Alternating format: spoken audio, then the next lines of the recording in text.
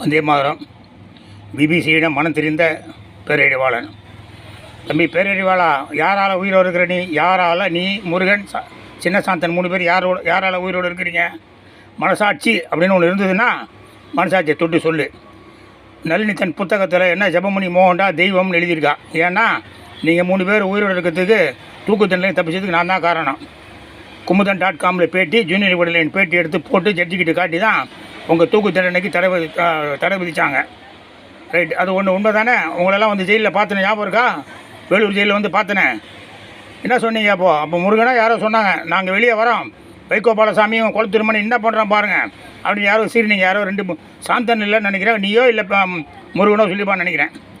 அப்புறம் முருகன் வந்து supreme கோர்ட்லேருந்து release பண்ண சொல்லிட்டாங்க, ரிலீஸ் பண்ணிட்டாங்க.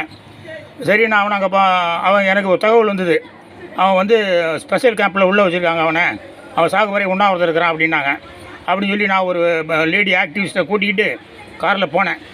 போய் பார்க்கணும் அப்படின்னா நான் பார்க்க முடியாதுங்கிறேன். நீங்கள் ரத்த உறவா அப்படின்னு. ரத்த பித்தம்லாம் கிடையாது, நான் சிபிஐ இன்ஸ்பெக்டராக இருந்தேன், அதெல்லாம் முடியாது அப்படின்ட்டானுங்க.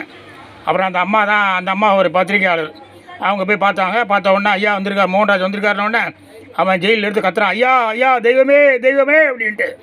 சரிண்ணா, அங்கே நான் போய் கலவரம் பண்ணிட்டு வந்த அப்புறம் பார்த்தா ரிலீஸ் பண்ணாங்க. நன்றி கெட்டவனாக இருக்காதுங்க, என்ன நன்றி சொல்லுங்கள், ஐயா மோகன்ராஜ் தான் நாங்கள் உயிரோடு இருப்பதுக்கு காரணம் அப்படின்னு அடித்து சொல்லுங்கள். சரிதானா?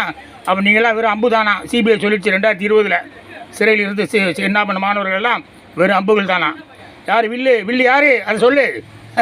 அதை சொன்னால் தமிழ் என்ன உன்னை மன்னிக்கும், இல்லைன்னா மன்னிக்காது. ஜெயஹிந்த்.